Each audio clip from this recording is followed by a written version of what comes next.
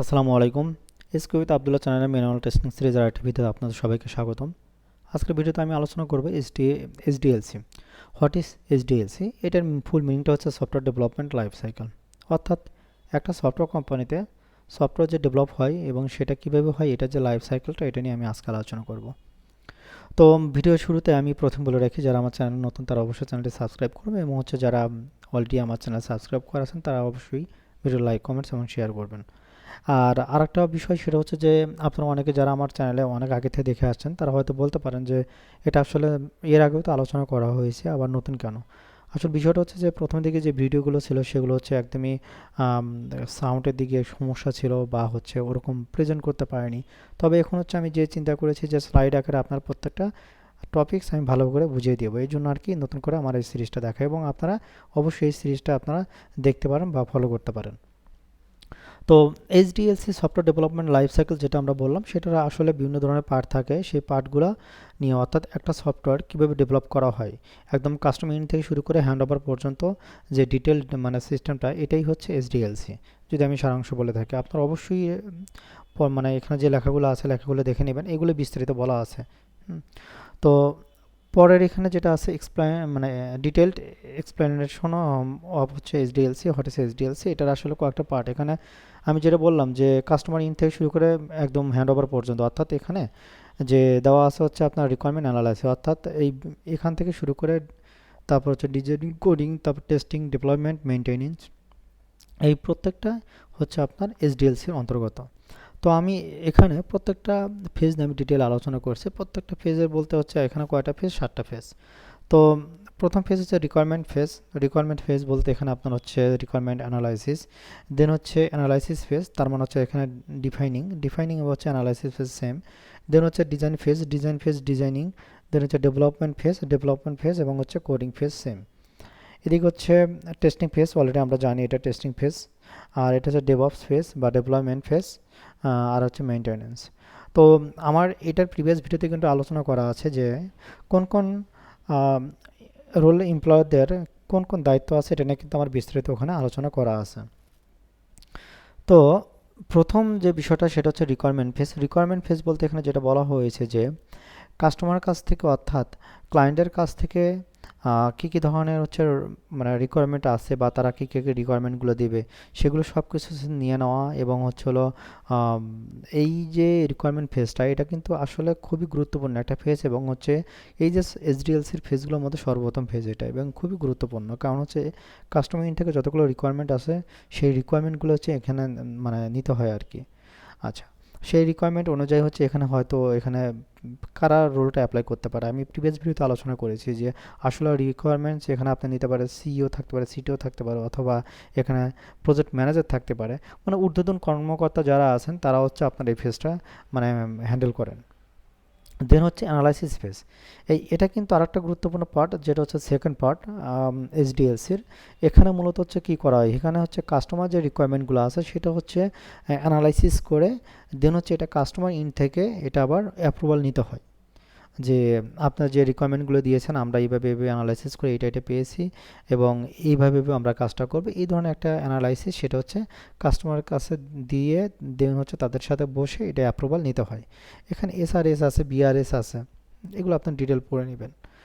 দেন আমি শুধু এখানে বলে যাচ্ছি যে একদম মেইন সারাংশটুকু, যেটা হয়তো আপনারা পড়লেই বুঝতে পারবেন, ডিটেলও বুঝতে পারবেন এবং আমার কথা শুনে বুঝতে পারবেন। তো ডিজাইন ফেজের কয়টা স্টেপ? দুটো স্টেপ। একটা এইচএলডি, দ্যাট হাই লেভেল ডিজাইন, আর একটা লো লেভেল ডিজাইন। তো ডিজাইনদের কাজ কি? এই যে রিকোয়ারমেন্ট আছে, রিকোয়ারমেন্ট থেকে শুরু করে রিকোয়ারমেন্ট অনুযায়ী তারা ডিজাইন শুরু করে। ধরুন আপনার এখানে হোম পেজের কথা বলুন, লগ ইন পেজের কথা বলুন, বা অন্যান্য যে পেজগুলো আছে, বা কোনটা ডিজাইন কেমন হবে, তো ইউআইগুলো কেমন হবে, এই ডিজাইনগুলো কিন্তু এখানে ডিজাইন ফেজে করা হয়। এবং এটা কিন্তু এখানে প্রোডাক্ট ওনার বা প্রজেক্ট ম্যানেজার, ওনারা কিন্তু এটার সাথে ডিজাইনারদের সাথে ইনভলভ করে এই জিনিসটা তৈরি করবে। তো পরবর্তীতে ডেভেলপমেন্ট ফেজ কোডিং। তো এখানে ডেভেলপমেন্ট ফেজের কথা বলা হয়েছে যে এখানে কারা কারা কাজ করেন। ডেভেলপমেন্ট ফেজ কিন্তু আসলে বিস্তারিত যদি বলতে যাই, ডেভেলপমেন্ট ফেজের জন্য আমি হয়তো পরবর্তীতে ডেভেলপমেন্ট ফেজের একটা বিষয় ভিডিও আমি হয়তো পরবর্তীতে একটা বানিয়ে ফেলবো, যেখানে আসলে কী কী ধরনের ডেভেলপমেন্ট থাকে এবং কারা কোন টাইপের কাজ করে, হয়তো সেটাও বলা যাবে। তো ডেভেলপমেন্ট ফেজের এখানে হচ্ছে ডেভেলপাররা কাজ করেন। ডেভেলপার এখানে সিনিয়র জুনিয়র ফ্রেশার যারা আছেন সবাই এখানে থাকেন, থেকে তারপরে এখানে মূলত হচ্ছে সিটিও লিড দেন অথবা সিটিও লিড দেন অথবা সিনিয়র ডেভেলপার যারা আছেন তারাও লিড দেন এখানে, বা সিনিয়র লিড ডেভেলপার ওনারা থাকেন, ওনারা লিড দেন এবং ওনারা হয়তো কাজগুলো ভাগ করে দেন, জুনিয়ররা কে কাজ করবে, ফ্রেশাররা কে কাজ করবে, এরকম কাজগুলো ভাগ করে তারা কাজগুলো মানে কমপ্লিট করে ফেলেন। আর এখানে আমি একটু আগে যেটা বললাম যে অন্য একটা ভিডিওতে আমি আলোচনা করব যে এই ডেভেলপমেন্ট ফেজটা আসলে এখানে কত কত ধরনের ইঞ্জিনিয়ার আছে, যেমন ফ্রন্ট এন্ড ব্যাক এন্ড, তারপর হচ্ছে এপিআই টিম, মানে কোনটার মধ্যে পড়ে ফ্লাটার, কোনটার মধ্যে পড়ে আইওএস, মানে এই টাইপের ডিটেল আমি একটা ছোট্ট একটা ভিডিও করে আমি আপনাদের সুবিধার্থে আমি বলে দেবো। তো ডেভেলপমেন্ট ফেজ হচ্ছে শুধু এখানে কোডগুলো লিখবে, আর টেস্টিং ফেজ হচ্ছে কোডগুলো যখন লেখার উপর ভিত্তি করে এখানে বিভিন্ন ধরনের যে মডেল আছে, এসডিএলসির অনেকগুলো মডেল আছে, প্রায় 10-12টার মতো মডেল আছে, তারও বেশি হতে পারে। তো আমরা শুধু হচ্ছে আমরা 5-7টা নিয়ে হয়তো প্র্যাকটিস করবো, 5-7টা নিয়ে আমরা হয়তো জানবো পরবর্তীতে। তো এই টেস্টিং ফেজটা ডিপেন্ড করে হচ্ছে আপনার ওই মডেলটা কী ধরনের, মানে এই একটা প্রজেক্ট, সেই প্রজেক্টটা কোন মডেল উপর ভিত্তি করে তৈরি করা, সেই মডেল উপর ভিত্তি করে হচ্ছে আপনার টেস্টিং ফেজটা হয়।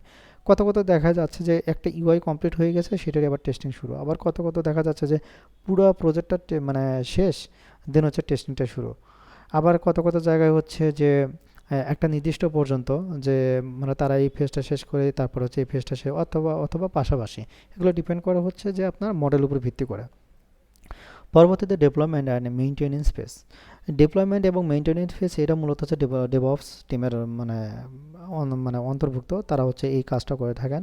যখন টেস্টিংটা সাকসেসফুল হয়ে যায় এবং প্রোডাক্টটা ডেলিভারির জন্য রেডি হয়ে যায়, এখন যত ধরনের টেস্টিং আছে ইউআইটি থেকে শুরু করে সব কিছু টেস্টিং হয়ে যায় এবং সব কিছু যখন হয়ে যায় তখন হচ্ছে এটা কী করবে, এটা ডেপ্লয়মেন্টে অর্থাৎ রিলিজের মোডে চলে গেলে তখন ডিপ্লয় দিতে হয়। আবার ডিপ্লয় পরবর্তী যে মেইনটেনেন্সের বিষয়টা সবগুলো হচ্ছে এখানে মানে করা হয়, মানে এই ফেজে করা হয়। এখানে একটা বিষয় বলা আছে, fixing the issue found by the customer comes the maintenance phase, মানে এখানে যেটা বললাম 100% testing is not possible because the way tester test product depend from ওই কাস্টমার। তার মানে এখানে বলা আছে যে এখানে বিভিন্ন ধরনের টেস্টিংটা আছে। আসলে 100% টেস্টিং বলতে হচ্ছে যে কিছু টেস্টিং অবশ্যই লিকেজ হবে, বা অবশ্যই হচ্ছে কিছু টেস্টিংটা বা কোথাও কোথাও বা মিস্টেক হয়ে সেটা হ্যান্ড ওভার হয়ে যাবে। সেই ক্ষেত্রে যখন দেখা যাবে যে ইউজার এন্ড থেকে কিছু মানে প্রবলেম ধরা পড়েছে, সেগুলো আবার সলভ করা, মানে সেইগুলোই হচ্ছে মেইনটেনেন্সের বিষয়।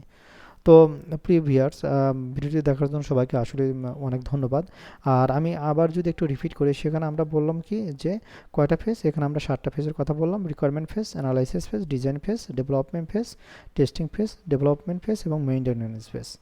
তো সবাইকে অনেক ধন্যবাদ ভিডিওটি দেখার জন্য, এবং হচ্ছে কারো যদি কোনো সাজেশন থাকে অথবা অবশ্যই কমেন্টসে বলে দেবেন, সেটা আমি ওইভাবে বলে দেবো। আর হচ্ছে যদি আর্জেন্ট কারো কোনো ভিডিও দরকার হয় যে এই টাইপের একটা ভিডিও তৈরি করে দেন, তাহলে অবশ্যই কমেন্টসে জানিয়ে দেবেন। ইনশাআল্লাহ আমি সর্বোচ্চ চেষ্টা করব আপনাদের সুবিধার্থে আমি ওই ভিডিও তৈরি করতে।